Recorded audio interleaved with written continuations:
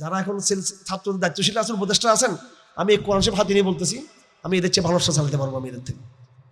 যারা উপদেষ্টা যারা আছে এখন, বুড়া বুড়া ডায়াবেটিস, ওদের কিছু ডায়াবেটিস, কিছু আলসার, কি আল্লাহ আর কত রোগ আছে এদের, অন্তত আমি সবার চেয়ে যোগ্য না, কিন্তু এদের অর্ধেকের চেয়ে বেশি আমি নিজে যোগ্য, আলহামদুলিল্লাহ। আর ভালো চালাতে পারবো এদের থেকে। কোরআন শরীফটা নিয়ে বললাম আজকের কথা। এটা মানে ইসলাম মানে হুজুর মানে এরা অথর্ব, এরা হলো যে একেবারে অপান্তই, এরা আনস্মার্ট, এরা খ্যাত। তুমি ক্ষমতাও দিবে না, সমালোচনা করো, তুমি আগে গিয়ে দেখো, 2টা বছর দিয়ে দেখো না, তারপরে ইনশাআল্লাহ। কারণ আমাদের কথার ভিতরে ইখলাস রয়েছে, আমাদের কথার ভিতরে আল্লাহ প্রদত্ত প্রজ্ঞা রয়েছে। এই প্রজ্ঞা আল্লাহর প্রদত্ত, এই নেগেটিভ আল্লাহর পক্ষ থেকে দেওয়া, এই ফর্মুলা আল্লাহর দেওয়া। এখানে আমাদের কোনো কৃষ্ণ নেই। এখানে আল্লাহর এই ফর্মুলা, অবশ্যই এটা সাফল্যের ফর্মুলা, এটা পুনর্গঠনের ফর্মুলা। এটা আফসোসের বিষয়, সেই সুযোগ আজকে আমাদেরকে দেওয়া হচ্ছে না। আমাদেরকে সেই সুযোগ নয়। আমাদের প্রত্যেকটা বিভাগকে আমরা সাজিয়ে দিতে পারবো ইনশাআল্লাহ। আমরা সেই ইমানদারিত্ব আমাদের রয়েছে, আলহামদুলিল্লাহ। আল্লাহ আমাদেরকে পাপ মুক্ত রেখেছেন, কবিরা গুনাহ থেকে আল্লাহ পাক আমরা পাপী মনে করি, কিন্তু ওইভাবে যেভাবে যারা দায়িত্বশীল মুক্ত রেখেছেন আমাদেরকে, সৎ নেক ন্যায়পরায়ণ ইমানদার ব্যক্তিরা রাষ্ট্রগঠন করতে পারবে। অন্য কোনো ব্যক্তি এদের পক্ষে সম্ভব নয় একটা জাতিকে একটা সুন্দর রাষ্ট্র উপহার দেওয়া। আসুন আল্লাহ পাক যেন ওই ক্ষেত্রে আমাদের জন্য সহজ করে দেন, আমাদের জন্য এগুলোকে ইসলামের কিল্লা হিসেবে তৈরি করেন। আমার ভাইয়েরা, যেদিন স্কুল কলেজ বিশ্ববিদ্যালয় ইসলামের কিল্লাতে পরিণত হয়ে যাবে, ওই মাদ্রাসা তো রিজার্ভ ফোর্স ক্যান্টনমেন্ট ইসলামের আছেই আগে থেকে, এই 2 শক্তি যেদিন এক হয়ে যাবে, আমি লিখে দিলাম আর একটা শক্তি যুক্ত হবে আপনাদের সাথে ইনশাআল্লাহ, সেনাবাহিনীর শক্তি যুক্ত হবে আপনাদের সাথে। 20 বছরে, 25 বছর, 30 বছরে এই শক্তিকে কোনো মোদির বাবা, আমেরিকার দাদা, চাইনা, কেউ এই শক্তি আর দাবিয়ে রাখতে পারবে না। এই পতাকা এখান থেকে শুরু হয়ে এই পারচাম কালেমার এই পতাকা দিল্লির মসজিদে গিয়ে থামবে, কেউ ঠেকাতে পারবে না। কিন্তু আপনাকে প্রথম কাজটা যুদ্ধ দিয়ে শুরু হবে না, প্রথম কাজ মারামারি দিয়ে শুরু হবে না, হাঙ্গামে দিয়ে নয়। প্রথম আপনি শুরু করতে হবে দাওয়াতের মধ্য দিয়ে। কিসের মধ্য দিয়ে? দাওয়াতের মধ্য দিয়ে। এই দাওয়াতকে আরো অ্যাট্রাকটিভ করতে হবে, স্মার্ট করতে হবে, আকীদার বিষয়গুলো বুঝতে হবে আপনাকে। ঈমান ভঙ্গের কারণ মানুষকে বুঝিয়ে দেন ভালো করে। তালিমুল ইসলামের মধ্যে লেখা আছে পরিষ্কার, মুফতি লিখেছেন, এবং আকিদাতুল তাহাউইয়ার ব্যাখ্যা লেখা আছে। মুহাম্মদ আব্দুল ওয়াহাবের ঈমান ভঙ্গের কারণ, এটাও আমি অনুবাদ করেছি, আমাদের ভাইয়ের অনুবাদ করেছে, আমি সম্পাদন করেছি। এবং প্রত্যেক ঘরে ঘরে কোরআনকে ধরে যেখানে ইচ্ছে সেখানে তালিম শুরু করবেন। কোরআন যেখানে খুলবেন সেখানে কিন্তু দারাস, সেখানে আকীদা, সেখানে জিহাদ, সেখানে জীবন ব্যবস্থা। আর আধুনিক লোকদেরকে বোঝানোর চেষ্টা করেন, শরিয়া যদি আসে আস্তে আস্তে, আপনি ডক্টর ইউনূসকে বললে একদিন সে শরিয়া কায়েম করতে পারবে না, পারবেও না, তার মধ্যে ইচ্ছাও নাই। আর আমরা চাইও না তাদের কাছ থেকে। আমরা বরং গণমানুষের জেহেন তৈরি করতে চাই, গণমানুষের চেতনা তৈরি করতে চাই। আমরা বাঙালিদেরকে বলতে থাকবো সলিউশন শরিয়া, সলিউশন সংবিধান নয়, সলিউশন কিন্তু আইন ব্যবস্থা প্রচলিত সেটা নয়, সলিউশন কিন্তু জাতিসংঘের মানবাধিকার না, সলিউশন কিন্তু অন্য কোনো কিছু না, সলিউশন শরিয়া। কেন? এইভাবে সমাধান, এইভাবে সলিউশন, এটা বুঝাতে হবে। বুঝাতে আগামী 10 বছর কি বাঙালি বুঝবে না ইনশাআল্লাহ আজিজ? আগে 15 বছর বুঝবে না বাঙালি? এই ছাত্ররা আন্দোলন করেছে ফ্যাসিজমের বিরুদ্ধে, ছাত্ররা একসময় মুক্তিযুদ্ধ করেছিল, ছাত্রদের বিভিন্ন আন্দোলন ছিল। আমরা হেফাজত ইসলামের 1300 আন্দোলন করেছি নাস্তিকবাদের বিরুদ্ধে। আগামী দিনে লিখে রাখতে পারেন, যদি আপনি এখন থেকে তা আমাদের কাজকে জোরদার করেন, ইনশাআল্লাহ আজিজ আগামী দিনে চূড়ান্ত যে বিপ্লবটা করবে ছাত্ররা, সেটা শরিয়া প্রতিষ্ঠা করার জন্য করবে তারা। এই মুহূর্তে শরিয়া প্রতিষ্ঠা হয় না বাংলাদেশে হাজিরা দেওয়ার পরে, আল্লাহ দেখাচ্ছে। কারণ হুট করে শরিয়া প্রতিষ্ঠা করলে অনেকের মনে সন্দেহ থাকতো, শরিয়াটা করলাম এই জন্য মনে সংকট তৈরি হচ্ছে। এখন তো শরিয়া তো প্রতিষ্ঠা করা নাই, তাও তো তারা মুসিবত, তাও তো তারা কিন্তু হযবরল হয়ে যাচ্ছে। কথা ঠিক না বেঠিক? শরিয়া তো নাই, কিন্তু শরিয়া থাকলে দুষ্ট শরিয়ার হইতো, যে শরিয়ার কারণে এই মূল্যস্ফীতি হচ্ছে, শরিয়ার কারণে এই বাজার দর বেড়ে গেছে, শরিয়ার কারণে ভারত খেপে গেছে, শরিয়ার কারণে এখন তো শরিয়া নাই। এখন কি কারণে তোমরা সমস্যা পড়ছো? এখন বলো কি কারণে সমস্যা? বোঝা গেল তোমরা যে পথে আছো সেটা সঠিক নয়। বোঝা গেল হাসিনা যেমন ভুল ছিল, তোমরাও ভুল পথে আছো। তোমাদের সবাই ঐক্যবদ্ধ হয়ে শরীয়তের জায়গায় তোমাদেরকে আসতে হবে। কারণ সিম্পল একটা উদাহরণ, শরিয়া মানে শুরু হবে কোত্থেকে? সলাৎ থেকে। কোত্থেকে শুরু? রাষ্ট্রীয়ভাবে সলাৎ প্রথম আইন হবে, এটা হচ্ছে 1 নম্বর ধারা। 1 নম্বর ধারা এটা, যে সলাৎ আইনের মধ্যে এটা 1 নম্বর হবে। এটা সংবিধানে হবে বিশ্বাস ঈমান, এটা আইনের মধ্যে সলাৎ হবে 1 নম্বরে। 1 নম্বর আইন যে সমস্ত পুরো সচিবালয়ের সলাৎ আদায় হবে, পুরো সচিবালয়ে সমস্ত সরকারি বেসরকারি অফিসে সলাৎ আদায় হবে। জোহরের সময় আধা ঘন্টার সমস্ত দফতর থমকে যাবে, সব অফিস আদালত সরকারি বেসরকারি সব প্রতিষ্ঠান জোহরের সময় 1টা থেকে 15 মিনিট থমকে যাবে, পুরো বাংলাদেশ স্তব্ধ, পুরো বাংলাদেশ আল্লাহর কাছে সেজদা অবনত হবে। তখন ভাই এইভাবে যদি সমস্ত আমলারা আল্লাহকে সেজদা করে, সব টিচাররা আল্লাহকে সেজদা করে, সব স্কুলের ছাত্র এবং ছাত্রী আল্লাহকে সেজদা করে, সমস্ত অফিসের কর্মকর্তা আল্লাহকে সেজদা করে, দুর্নীতি 50% কমে যাবে কিনা নামাজের ঠেলায়? কমবে কি কমবে না? হ্যাঁ, এইভাবে 3 বছর 5 বছর 10 বছরে সলাতের প্রভাবে দুর্নীতির নামও থাকবে না। আমি কথা শেষ করে দিচ্ছি। 2 নম্বর, শরিয়া প্রতিষ্ঠা হলে জাকাত প্রতিষ্ঠা হবে। কি প্রতিষ্ঠা হবে? জাকাত। জাকাতকে যখন রাষ্ট্রায়ন করে দেওয়া হবে এবং সেখানে হেফাজতের, খেলাফতের, অমুক তমুক গোলামের সবাইকে নিয়ে শক্তিশালী কমিটি করা হবে, জনগণকে বাধ্য করা হবে, সমস্ত ধনীদেরকে জাকাত দিতে হবে, সব ধনীরা। এইভাবে যদি একটা জাকাত ব্যাংক প্রতিষ্ঠা হয়, বাংলার জমিনের সমস্ত ধনীরা, হ্যাঁ ধনী কি, ধনী মানে কি, যার কাছে 52 নম্বরের উপর কি আছে, হ্যাঁ বেশি সম্পদ আছে, এটা কার নেই? হ্যাঁ, আমাদের মেয়েদের যাদের 2 ভরি স্বর্ণ আছে, 1 ভরি স্বর্ণ আছে, সাথে কিছু নগদ টাকা আছে, 2টা মিলিয়ে তো 52 ভরি স্বর্ণ সমান হয়ে যাচ্ছে আমাদের। সমস্ত লোকরা যাদের উপর জাকাত ফরজ, সবাই যখন জাকাত যখন দিতে থাকবে, আপনি এবার চিন্তা করেন আমাদের এই ফান্ডটা, এই রিজার্ভ ফান্ডটা কি পরিমাণ শক্তিশালী একটা ব্যাংক, কত বড় আর্থিক একটা, এটা একটা বিশাল একটা মহাসাগর গড়ে উঠবে টাকার। কথা ঠিক না বেটি? এই টাকা পয়সা দিয়ে বাঙালিদেরকে ছাগল কিনে দেন, অটো রিক্সা কিনে দেন, মেয়েদেরকে আপনি সেলাই মেশিন কিনে দেন। বাংলাদেশে 5 বছরে ধরলাম, আর 10 বছর, 10 বছর যদি এইভাবে যদি শুধু গরিব ধনীদের টাকা নিয়ে গরিবদেরকে দেওয়া হয়, দারিদ্রতার নাম গন্ধ বাংলাদেশে খুঁজে পাওয়া যাবে। আর এটাই সরিয়া, এটাই সরিয়া। চোরের হাত কাটা বললাম না, এটা বললে ভয় পেয়ে যাবে। একটা চোরের হাত কেটে, দুর্নীতিবাজ একজন অফিসের হাত কেটে বাইতুল মুকাররমের সামনে লটকাই দিবেন, সমস্ত দুর্নীতিবাজ ঠিকঠাক হয়ে যাবে একেবারে। এটা বলতেছি না, এটা আর একটু পরে, এটা আরো পরে, এটা কয়েকবার ইয়ে পরে। এই 2টা জিনিস, সালাত এবং যাকাত যদি কায়েম হয়, আপনার রাষ্ট্রীয়ভাবে যদি রমজান মাসে যদি একটা মাস এই রাষ্ট্র যদি মোটিভেশন করে, সিয়াম রাখো, জনগণকে রোজাতে বাধ্য করো, সবাইকে পুরো জাতিকে রোজাতে যখন লাগিয়ে দিবে, হোটেল রেস্টুরেন্টকে কড়াকড়ি আরোপ করবে, একটা মাসের মোটিভেশনে এই জাতি নৈতিকভাবে গড়ে উঠবে না। এই জাতি থাকবে সেখানে মিথ্যা কথা, দুর্নীতি, সুদ, ঘুষ, মেয়ে ছেলেদের ফ্রি মিক্সিং কিচ্ছু থাকবে না।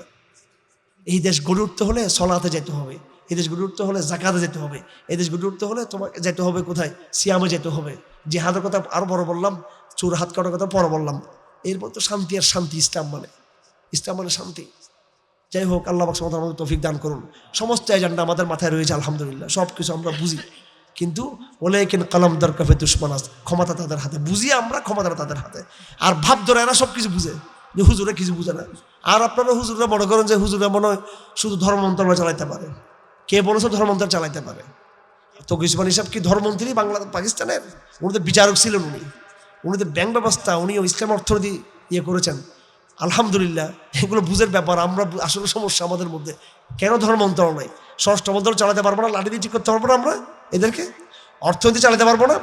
অর্থনীতি যখন দেওয়া হবে তখন তো জাকাত প্রতিষ্ঠা করবো আমরা।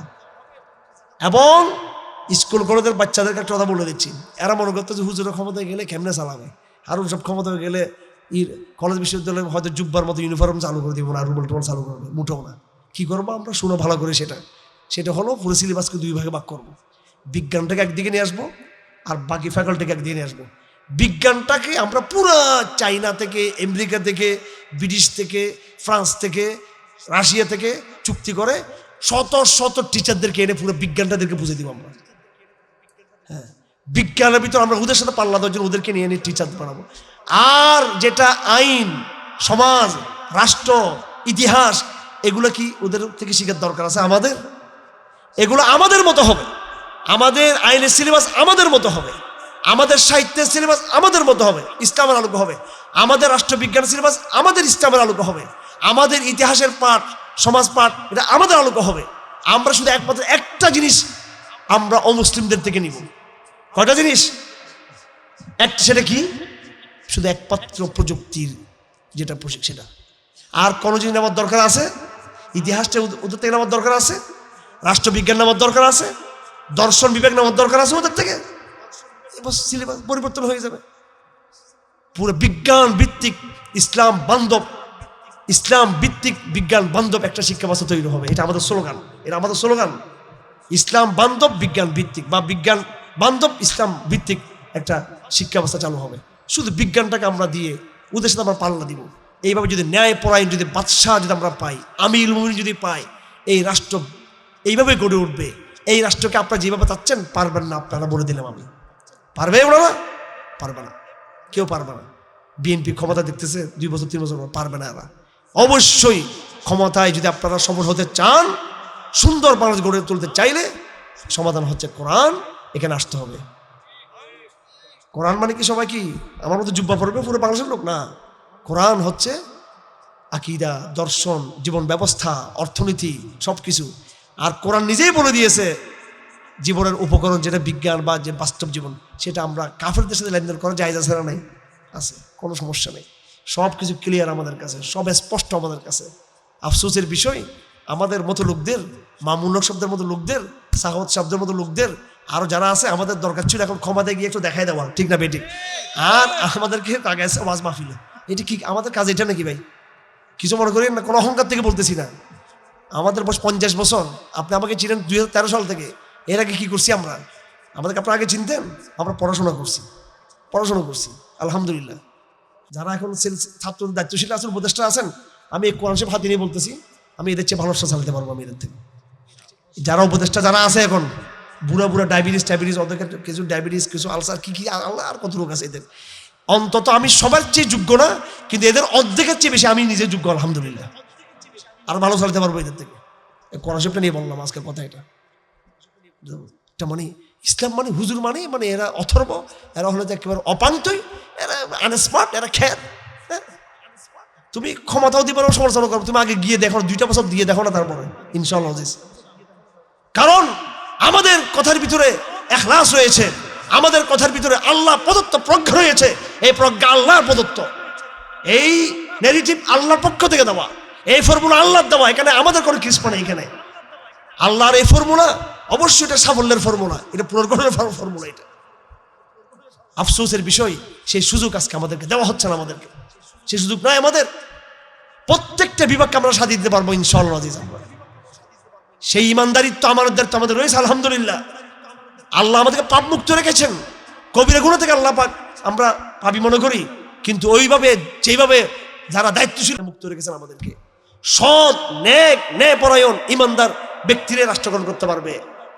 অন্য কোনো ব্যক্তি এদের পক্ষে সম্ভব নয় একটা জাতিকে একটা সুন্দর রাষ্ট্র উপহার দেওয়া। আসুন আল্লাহ পাক যেন ওই ক্ষেত্রে আমাদের জন্য সহজ করে দেন আমাদের জন্য। আমাদের দোষ হলো ওলামায়ে কেরামদের, আমরা নিজেরা জমাবদ্ধ আমরা নই।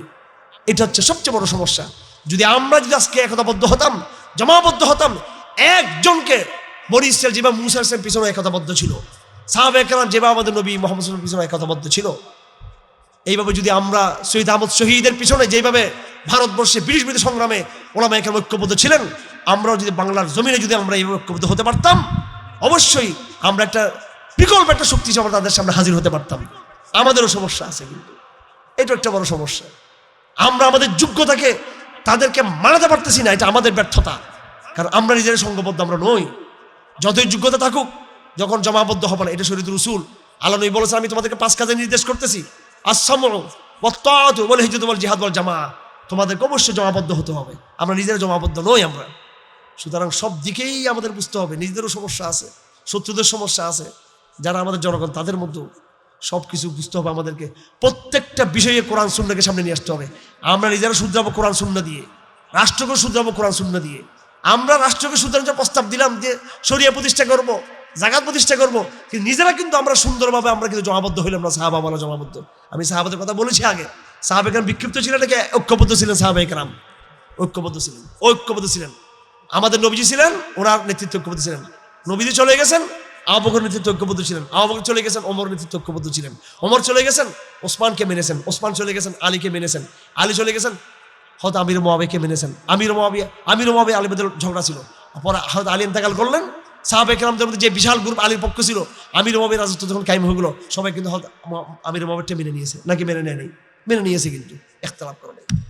সাহাবায়ে কেরাম আমাদের আদর্শ। সুতরাং ইসলামপন্থী সব দল মত যেদিন বাংলাদেশে জমা প্রতিষ্ঠা করতে পারবে, এমারা প্রতিষ্ঠা করতে পারবে নিজস্ব, সেদিন এবং যখন পরিকল্পনা গ্রহণ করবে, সেই পরিকল্পনা তারা এই রাষ্ট্রের সামনে হাজির করলে এই রাষ্ট্র বাধ্য করতে পারবো আমরা এই পরিকল্পনা আমার জন্য। আর না হয় এই গল্প গুজবে আমাদের সময় কেটে যাবে। আমার শেষ কথা আপনাদের প্রতি, অনেক লম্বা করে ফেলছি, আমি নিজেও কল্পনা করে তো লম্বা করবো। আমার শেষ কথা আপনাদের সকলের প্রতি সেটা হলো, এখন যা হবার হচ্ছে হয়ে গেছে। আগামী দিনে আমি সচক্ষে দেখতেছি একটা বিষয়, এটা না বলে পারতেছি না, ভারত আমাদের বিরুদ্ধে একটা যুদ্ধ চাপিয়ে দিতে চাচ্ছে, একটা চক্রান্তে সে লিপ্ত আছে। আমার ভাই আল্লাহর ওয়াস্তে চোখ কান সবাই খোলা রাখবেন, এবং যদি তারা আমাদের উপর কোনো বিপদ চাপিয়ে দিতে চায়, আমরা প্রত্যেক আপনার জিহাদের প্রস্তুতি রাখবেন আপনারা সবাই। ওয়া আখিরু দাওয়ানা আলহামদুলিল্লাহি রাব্বিল আলামিন ওয়া মা আলাইনা ইল্লা আল বালাগ সুবহানাল্লাহি ওয়া বিহামদিহি আশহাদু আল্লা ইলাহা ইল্লা আনতা আস্তাগফিরুকা ওয়া আতুবু ইলাইহি। দোয়াটা আপনারা করে দিন, আমরা যাই, আমাদের সময় দোয়াটা ওনারা করে দিবেন ইনশাআল্লাহ। আমাদের সময় কম, এখন একটু বাইরে যেতে হবে। আল্লাহুম্মা সাল্লি আলা